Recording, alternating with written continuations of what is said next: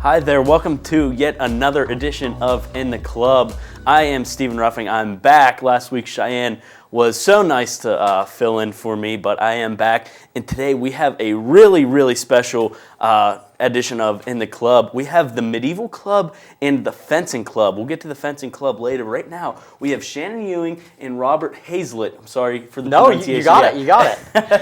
From the Medieval Club. I mean, you two, it's a pleasure having you on the show. Hey, thank you for having us. Thank you. Not a problem. It really is. This is probably one of the coolest clubs that we have done so far. And just for a second, we'll start with you, Shannon. Just introduce yourself, kind of what you do, what's your major, and how your interest in how you got into the club. Hi, I'm Shannon Ewing. I am the current president of the Medieval Club. I got interested in it because my mother liked these things. She died when I was 10, so I kind of have a pull to it more than some people would. I'm a travel and tourism major. I found the club because they were walking around in their garb with their swords, talking about a dance practice, which it was medieval dance, so it had Scottish mostly. And I went, and now I'm here. Wow, amazing. It's when you see the people dressed up, and it's a real eye catcher, and it's amazing that's the attraction. Robert, you, again, introduce yourself. Okay, I'm Robert Hazlett. I'm primarily a fencer in this club, but I do other things as well. I'm a technology and education major, and I actually been doing this before I came to Cal. Wow. This is a worldwide organization Right. beyond the club itself. So coming here was just like, oh, I'm already in it. It's just... Right. Yeah. So I And- mean, yeah, you start and then you come to college and there's a medieval club. Exactly. It works out so It's- yeah. perfectly. So Shannon, you said you as the acting president right now for the medieval club. Can you just tell me, kind of as we're just slowly getting into things, what exactly like the medieval club does and what they do for on campus? Medieval Club does a lot of things. Like we do medieval dancing, which we have a lot of Italian and a lot of English and Scottish country dances. We have archery, we have thrown weapons, which is like thrown knives and axes.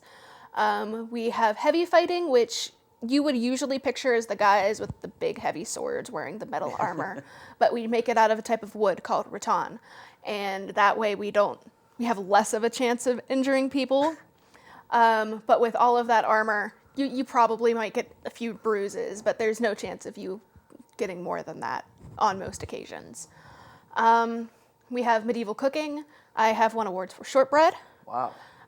We have illumination, which is scroll making, like all of the delicate patterns you would see in a medieval scroll, especially like 14th century. I see a lot of them. We have leatherworking. We have made patterns for belts. Wow. We have hand sewing, we have machine sewing, we make our own garb, like not this, but the medieval style of clothing. We have a loom right here, Just gonna which ask. you can make a snood, which is, you tend to think of it like Queen Victoria, that thing she wore on the back of her hair occasionally with the pearls, that is a snood. And with the thing near it as well, there is cord weaving, which is this, which you go around and you can make a cord. So So a lot of stuff is going. we do a lot of stuff. With our archery, we do recurves. Wow. So a bit more difficult than your compounds. Yeah. I mean, We also have, occasionally people bring crossbow. okay, wow. So we have bolts on occasion. But like I said, we do Yeah. a lot. Is there anything you know of that I'm missing? For activities, every semester we go to 2 or 3 events, Okay. which are held on Saturdays, and they can be anywhere within, well, pretty much anywhere. Right. And they're usually a couple hours away, but we go and there's people from outside of the college that are doing this as well, that are doing all the same things we're doing, and they can teach us. And for instance, I've learned how to embroider in my time. I've only been doing this kind of stuff for a year. I've picked up embroidery. It's awesome. Right. I mean, it's so unbelievable. I'm coming in here just as with such a shallow mind, and thinking that the fencing and the medieval club, I was like, wait a minute, these are two of the same exact things. I didn't realize that they're two separate clubs. And then I started doing a little bit of my own research with the medieval club, and it's unbelievable. And Shen, you're gonna have to make us some of that award-winning shortbread for sure. But Robert. You said something about all these events and stuff like that. From what I understand, there's a big event coming to Cal, correct? Yes, this Saturday there's an event called A Trip Through Time, which is featuring about 70 different reenactors of different types. So not just our medieval reenactors, there's gonna be Civil War reenactors, World War II reenactors. This whole event was planned by our advisor, Cindy Spear. And it's trying to get into learning through experience, because you can pick up all these little things in the classroom, but the experience actually bonds this information to you, and it's a really cool event that she's all putting on. Yeah, and that's unbelievable. And just talking to you guys, it seems like you guys have such a passion for this, and it's unbelievable. I mean, Shen, how has your experience been through? I'm sorry, what year were you? I'm Cal? somewhere between junior and senior. I'm in that weird gray area. So I'm not exactly sure. But, through those years that you've been at Cal, how's your experience been? It's been a good experience. There's people from all different sorts of majors. Like the guy who will be coming up talking for the fencing club, he's a chemistry major. We have my fiance who's the current president of the fencing club, and he's a computer science major who's going to be getting his master's here at Cal U. There's sociology majors, social work. You can really get a whole different bunch of people and have experiences that you might not have had with so many different groups of people. Like, I wouldn't expect that I would get bonds so close with sociology majors, because I started off as a chemistry major. So I thought I'd just sort of be in like my own secluded little world of chemistry. And this really helped me be more active in the Cal U community. It helped me notice that, I should probably do extracurriculars because they can help. People will help you with your homework if you need it. We help show each other things. Like, I've had classes where I've helped show people how to sew. I've had classes, we'll be having a class at this usually like 10 to 13,000 event in Butler County that happens in usually early August. The first 2 weeks of August. That people wouldn't understand. I'm at the event. I will either be teaching there, or the precursor event, I will be teaching ancient Egyptian makeup, what it was made out of, and how to redo it with modern tools. So there's soap making you can learn. There's so many things. Right, and it just sounds like it's like the choices never end at these things, and I think that's so unbelievable. Now, Robert, we were talking before this, before college, before coming to Cal, you had a little bit of an interest in I don't know about a little bit. I mean, with the fencing, correct? And the fighting. Now, coming to Cal, did you ever think that you'd be getting into embroidering, learning how to sew, all of these things? Actually, the Medieval Club is part of a larger organization. It's called the Society for Creative Anachronism. And I was part of the Society for Creative Anachronism before I came to Cal. And while I've primarily focused on the fencing side of things, I have always had the interest in the other things as well. I joined the Society for Creative Anachronism last May. And in this last year, I have learned more about pre-16th century than I did in my entire high school career. And in the era that you guys are learning about, you said it's pre-16th century? 1603, anything before 1603. Okay, brilliant. And before we wrap things up, we're running a little out of time. Shannon, as the acting president, can you please tell our viewers, this is a very interesting club, how they can get involved with the Medieval Club? We have a page on OrgSync, which is the Medieval Club, as well as on Facebook, the SCA College of Silva Vulcani. Which takes Vulcan and adds an I. Okay. I believe it's in Latin. Right, yeah. Okay. So you can go through there. We also, on Thursdays, have fencing, which most of our club members are both fencing and medieval. So if you go on Thursdays, it's 7, correct? 7 to 9. And Tuesdays we have archery from 6 to 8 up above the tennis courts. Oh, perfect. Thank you guys for coming on the show. I mean, I know I'm interested. I'm sure that a lot of viewers are interested. And if you're out there watching, please take some interest in the Medieval Club. Now, we're going to take a short break. And up next, we have the Fencing Club. So stay tuned.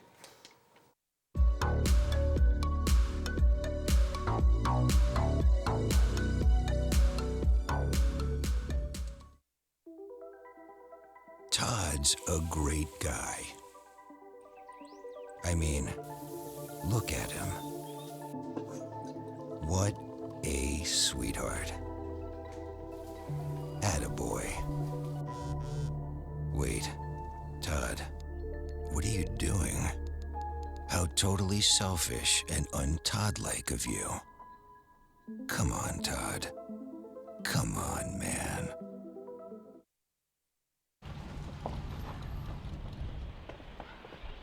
Got a quarter?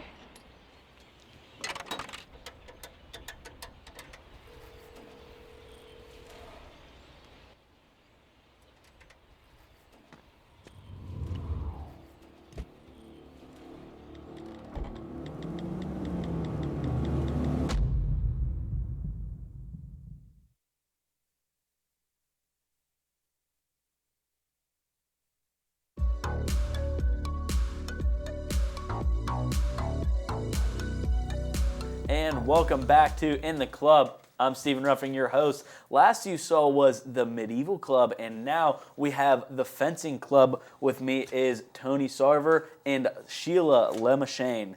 Guys, thank you so much for coming on to the show. Thanks for having us. Of course, yeah, of course. And before we get started, before we really get into all the stuff that's going on the show right now, let's just quickly, Tony, first, can you introduce yourself and just kind of explain how you got involved with the club? I'm Tony Sarver, one of the officers with the Fencing Club at the moment. I got involved with the Fencing Club when I got here at Cal a few years ago, and walked into the rush, and there was a guy wandering around, had a sword on his hip, and a sign that said, "Ask me about my sword." I asked him about it, found the practice, went there, and the rest is history. The rest is history. And when you see someone with something that says "Ask me about your sword," you don't think about it. You just ask him about his sword. I mean, there's no double thing. And Sheila, same goes for you. Just introduce yourself and just tell us how you got involved with the club. Hi, my name's Sheila. I got involved with the club when outside of Duda, there's that kind of grassy area, Right. and the Medieval Club was having this big setup. People were in their garb, and there were people doing heavy fighting and rapier, and two of the club members were just like, "Hey, come on over." They know I was wearing a Star Wars shirt, and they noticed, so they asked me to come over. And they said, "Have you ever fought with the sword before?" And I said, "I used to do katana, the Japanese style of sword fighting, the samurai sword. But I had to quit because I had 2 concussions, and I never really had a chance to get back into sword Right. fighting. And I loved it. I really did." And they said, "Would you want to give fencing or heavy fighting a try?" And I said, "Sure." I tried. They gave me a heavy sword first, Right. and I had some fun with that. And they were just like, "Hey, that was pretty good. Here." They shoved a rapier at me. It's like, "Here, try this. Here's what you do." And I tried it. It was fun, and from there, the rest was kind of history. Yeah. The whole group just made me feel really welcome, which it was great. That's amazing, and it's a very welcoming club. It seems like behind all the swords, and they're friends stabbing each other with swords. They're not just going to immediately stab you. But so we had the Medieval Club on before. Are you both a part of the Medieval Club as well? Yes. Yes, we are. Yes, I'm we are. actually an officer in the Medieval Club for the arts and sciences. I'm in charge of scheduling classes for the crafty stuff, as well as some lectures, and I'm going to be picking up with some of that stuff in the fall. Amazing, and Tony. I'm treasurer for both of the clubs. Oh, perfect. So So you deal with all the money, the shillings. Do you guys use shillings? No. you could say I'm the Count de Money. It goes to his head. Right. No, it doesn't. And so you have these swords, and you're, Sheila, just tell me a little about how, when you got involved with the swords. And Tony, how long does it take for a new member coming in, brand spanking new, getting a sword in their hand and really getting them fighting? How long does that usually take for you guys to really get the sword in their hand? Well, we like to get people at least getting, familiar with the swords first time they show up. Wow. You show up, we give you a sword, and we start, showing you the basics of what you do with it and how you work with it and how to use it safely. And Right. not That's the hurt big people. thing. Yeah. Use it safely. Yeah, but we try to get a sword in your hand the first night, and a week or 2 or 3, and we'll have you actually out fighting and actually getting some experience time behind the sword. And Wow. That's Yeah, is so it easy to adapt to getting that sword in your hand? I didn't find it very difficult, Right. and most people don't seem to have much trouble with it. It's pretty intuitive, Right. you know. That's amazing. And Sheila, I ask you this. You have to answer honestly now. So me and our director Gary Smith, we come into the fencing club. Who's winning in a battle? Myself or Gary Smith? We can save that one for later. No, that was just a fun question. Sorry. Now we're it's fine. Now we're gonna go into what we have here, and Tony. So you're holding a sword here. Just kind of what kind of sword is this? So what I got here is a rapier. This is, probably 14th, 15th century, Okay. 15th, 16th kind of style. You got the clamshell guard, which tends to protect your hand quite a good bit. Right. You've got the cross guard here, and it's a diamond cross-section blade. It's very sturdy. It's not liable to break. The sword itself. Right. I will Okay. say the tang of the blades, the part that goes through the hilt and the handle, they can sometimes Okay. break under significant, stress. And actually, this particular blade did have the tang break, and it got welded back together, and it's Okay. working fine. So that's is this your personal? This is your Yes. personal sword. This is my personal blade. Okay, and see, I'm asking about his sword. You don't think about these things. You just ask about the sword. And Sheila, is it kind of the same style here? I know I see the hand guard on that. What kind of sword do you haul in there? This one is actually Tony's blade. It would probably be better if he were to explain it because Okay. I'm not very familiar with this Okay. style. All right, brilliant. So what we have here is a cutlass, a saber. The real main design behind this is cutting and not so much thrusting. Rapiers are more designed for thrusting. The idea behind this is just a lot of, wild cutting and whatnot with it. And this handguard is designed to Okay. just basically protect the hand from, basic percussive shots. Okay. So if you've got a blade coming in, the handguard tends to do a good bit for it. And this is actually made for a left-handed person. Okay. Yeah. I mean, yeah. amazing. And we're talking about these like new people getting into the club. And Sheila, this was the sword you said you started out with, correct? I started Like- out with okay, that sword. same style, Yes, right? same. What was it called? Rapier. Rapier. Okay. And so when someone joins the club, what usually kind of swords do they start out with? Is it always this one? Starting out in the club, this is the court style rapier Okay. from a particular blade dealer that we buy from. This is what you will start out with, because, quite frankly, they're a decent blade and they're fairly cheap comparatively. okay. So we have a lot of them, and this is what we mainly use. And then when you've decided that you want to do, want to get things that are, different and in some cases better or whatnot, then that's on you to do. All right. Yeah. But you start out with these. There you go. Yeah. That's pretty cool. I don't know. It's starting with that big of a sword. That's kind of intimidating. But and Sheila, you have I guess I don't know my unexperienced lingo here. A mask. Can you tell us what exactly you got there? Sure. One of the doublet aside, a lot of the armor we have is more based around protecting your head from a thrust, particularly your eyes. Well, really, it's just in here from a Okay. thrust because if it shots a little stiff, it's gonna hurt. Right. So some of the basic armor that we have is the mask, but underneath the mask first, you have to. Well, there's no particular order for whether you put on your gorget, which is designed to protect your collarbone area, and also this part goes along your back to protect your spine in case you were to get hit from behind. Right. But there's no particular order whether I'm just gonna put this down for a moment, whether the gorget or the hood has to go on first. But when you armor up, I prefer to put the hood on first just to prevent a little bit of chafing. But the hood goes on first. Angled. Then you put on your gorget. Okay. Oops, sorry. There's a lot of steps going on. It is. And It's it can be a little hard sometimes to put it on by yourself, but Right. but you ask anybody and everyone's more than willing to help you get it on. I mean, there's just a lot to. I mean, it's good that you guys armor up, right, Tony? Yeah. Well, the main idea with some of this stuff is just, this general area has Right, a lot of vital exactly. stuff. From experience, I know that catching a blade in the throat is not a very fun experience. Yeah, I can imagine. I can definitely imagine that. And while Sheila's putting the stuff up, what's this? What do I got going on here? Can you tell the fans what I have going on my torso? Yeah. So what you're wearing and what I'm wearing, these are specifically doublets. They're later period, like 15th, 16th century, usually Italian, sometimes also English. But it's just general armor that we use.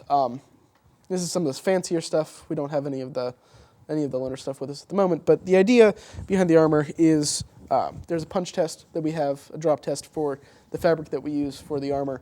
And if what you're wearing passes the drop test, then you are legal to fight. Okay. The idea being that if you have a blade that would break, which doesn't happen with the rapiers. Right. I've never heard of it happening with a rapier. But if it were to happen and somebody were to stab at you, it would be very unlikely that you would actually get stabbed. Right. This was more of an issue years ago when we were more focused around épées and foils because they had a tendency to break.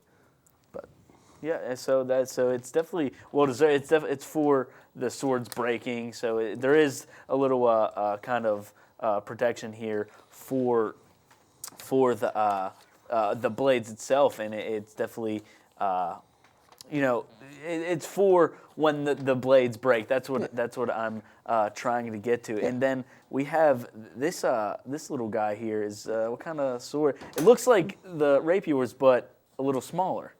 well, this is a dagger. It's, Okay. Yeah. With a sword in period, you'd sometimes use other things. Okay. You'd use a shield, you'd use a cloak, or you use a dagger, or you'd use another sword. Okay. There are different things that you can use, and we have daggers here, kind of shorter blades, but the same general premise. And then you take the pointy end and you put it in the person. Yeah, you bet. Very basic way to describe it. And Sheila, I'm sorry, I'm not good with the terminology. It's the okay. neck, the This? yes, The gorget. gorget. Okay. Yeah. And there we have another one here. And can you just kind of, Sheila, tell us the kind of differences between the one and the one on the table? As far as I know, I'm rather new to the club and I'm still Okay, learning a all lot right. of this stuff. But as far We're as learning together. This is me and you. We're learning together Yeah. from Tony here. As far as I know, a lot of it's just personal preference as to what Okay. you find more comfortable. Getting used to the gorgets does take some time, and at Yeah, first we- it's like wearing a choker necklace, to be honest, for any girl who's ever worn them. It feels a little uncomfortable at first, but once you get used to it, you forget it's even there. Right. And it's mostly just there to protect your throat and your collarbone area. Yeah. So and then One shot to the throat, and you're glad you have it. And if you flip this over, you Okay, can see yeah. that this is actually metal oh plated. wow. Okay. So, And if you could see that there, yeah. This Yeah, is just metal plated. So and now you have the leather, Yeah. and then an extra double layer of the metal, and so that's amazing. And Sheila, so far you said you're new to the club. Pretty can new. Can you explain any type of new rules or techniques that goes on in the fencing club? Sorry. It's just kind of like stab, block, stab. When it comes to, well, it's not just block and stab. Right. There are certain shots that count as either a kill or whether you've lost a limb. And if you lose a limb in a fight, for instance, if you lose your leg, you have to sit on the ground and fight, or you can call okay. forfeit. It's, I believe, what is it, 3 inches of travel? Or six, I'm sorry. 3 inches is the length that your glove has to be. That's where that Okay. came from. You have to have so much of a cuff on your glove in order for it to be fencing legal. It's 6 inches of travel to lose a limb. Like if I were to get cut here, I lost my arm, I have to put it behind my back, and Right. I'd have to fight one-handed. I can't use this hand to parry the blade anymore. If it's within... I'm sorry. But if it's within the torso area, you get 6 inches of travel there, you're dead, have to start the fight over. As I said before, you lose your leg, you have to fight from the ground, and that's honestly probably one of the I think it's a lot of fun to fight from the ground, actually. It's a Yeah. whole different perspective. As long as you're not actually losing your legs, that's when it can be fun. You know, I could see it being fun, like you said, fighting from the ground. It's definitely a lot of fun, and it's also good because if you were to sustain an injury, you can still participate and Right. fight. Because I actually sprained my ankle a little Okay. while ago, and at first it was so disappointing because like I can't fence, and everyone was like, "No, you can fence from chair, fence from the ground, you're good." Wow, amazing. And you know, Tony, just wrapping things up, you guys, you're not the average fencing club, you know. It's like you guys are this great big fencing club, and it's a lot different from the kind of jousting, I guess, your regular fencing, you know, that you regularly see. Can you talk about that just for real quick? So the main difference between what we do and your typical sport fencing, Olympic fencing, kind of stuff. What we do is more historically minded and Okay.